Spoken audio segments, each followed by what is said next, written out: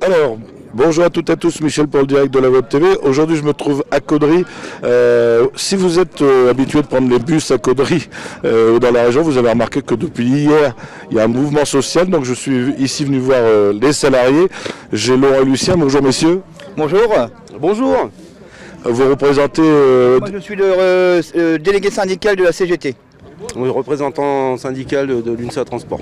Alors, il y a combien de transporteurs chez vous, chez Place Mobilité? Avec le service, les bureaux et les mécanos, on est à 105 salariés. Et votre mouvement est bien suivi? Oui. Oh, oui, actuellement on est à plus de 50% de grévistes, donc oui, il est très suivi et je pense qu'il va encore durer. Alors justement, qu'est-ce que vous réclamez à votre direction? Une meilleure rémunération déjà, parce que les salaires sont au plus bas, et des conditions de travail largement mieux. Qu'est-ce que vous appelez depuis que ça a changé, vous avez changé, vos salaires vont changer? Il y a eu de la perte, oui, effectivement, et puis on veut aussi de la considération pour les salariés, ainsi que les usagers, il ne faut pas les oublier non plus, parce que les conditions de travail, comme dit mon collègue, au jour d'aujourd'hui, c'est pas trop ça, quoi. Donc nous, on est vraiment, pour nous, on voudrait vraiment qu'ils prennent conscience qu'il y a l'usager derrière, les salariés, c'est-à-dire dans sa globalité. Et puis forcément, oui, les salaires, c'est le nerf de la guerre. Parce qu'au jour d'aujourd'hui, le pouvoir d'achat, on est bien d'accord que voilà, il monte et puis les salaires en baisse. Aujourd'hui, c'est toujours l'esprit Covid, c'est toujours ce qu'on entend. Et on veut bien l'entendre, mais ce qu'on voudrait, c'est poser les choses à plat, qu'on arrête de tourner autour du pot et qu'on nous dise voilà, c'est pas possible, il n'y a pas d'argent, il n'y a pas. Nous, on veut du concret, on veut savoir. Et j'ai vu aussi que vous aviez des soucis dans vos bus avec les gestes barrières. Oui, tout à fait. Au niveau des les règles d'hygiène ne sont pas respectées correctement. On met juste une bombe le vendredi dans le car. Et pour nettoyer les bars, les sièges et compagnie, ce serait au bénévolat. Parce qu'en fait, on n'a pas de temps prévu pour nettoyer, quoi. Normalement, ça devrait être une entreprise extérieure qui devrait le faire. Là, c'est pas le cas. Il n'y a personne. Donc, on a une bouteille de désinfectant. Mais c'est après nos heures de travail qu'on devrait le faire, quoi. Dans le temps de notre journée, c'est pas prévu dedans qu'on désinfecte les cars. Donc, en fait, on met une bombe le vendredi et qui fait pour la semaine complète, quoi, en fait. Donc, c'est un risque sanitaire aussi pour les usagers. Exactement. Tout à fait. Qu'on arrête de minimiser surtout. Quand on tire la sonnette d'alarme en disant voilà, ça ne va pas, ça ne va pas. C'est ressenti que de tous les salariés, j'insiste aussi, on est là vraiment pour eux également. Mais c'est de ne pas minimiser. C'est-à-dire, quand on dit les choses, il faut écouter les choses. Ça s'appelle également le respect du salarié. Et encore une fois, nous, notre inquiétude, c'est l'usager également. Parce qu'il y a des enfants dans le car, c'est pas. Voilà, des enfants, c'est déjà pas facile pour eux en ce moment. Les parents également. Donc nous, ce qu'on veut, c'est qu'on soit écouté. J'insiste là-dessus. On doit voir aujourd'hui un élu à la région qui doit nous accueillir.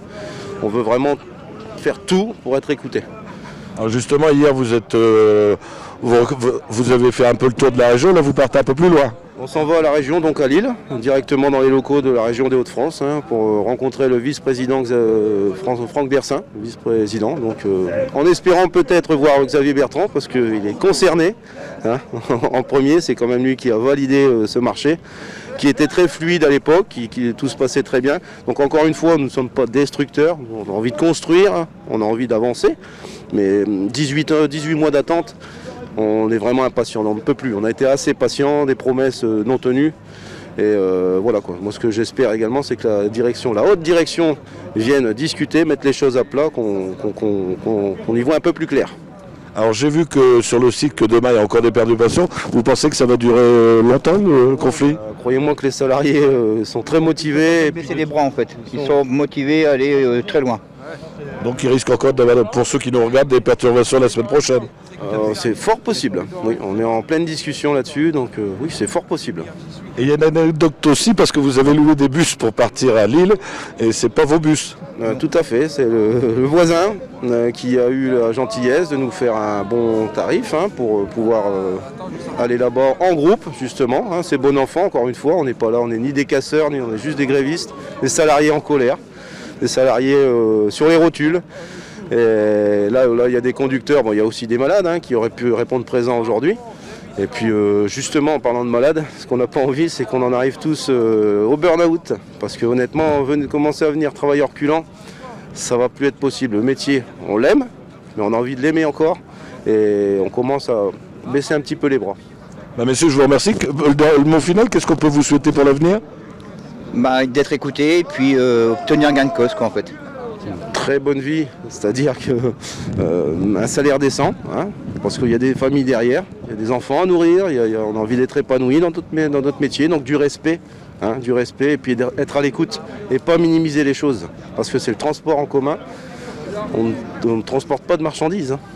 On est bien d'accord. Et encore moins du bétail, ce sont des passagers. Mais moi, je tiens juste à vous remercier, monsieur, parce que, encore une fois, vous êtes là parce qu'on doit être écouté.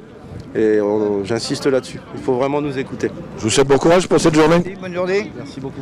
Alors, je vous rappelle, si vous avez des amis qui n'ont pas Facebook, ça sera retransmis ce soir sur le site internet de le www.ledirectdelawebtv.fr. Je pense que tout à l'heure, on va parler Monaco, Caudry. On se revoit tout à l'heure. Bye bye.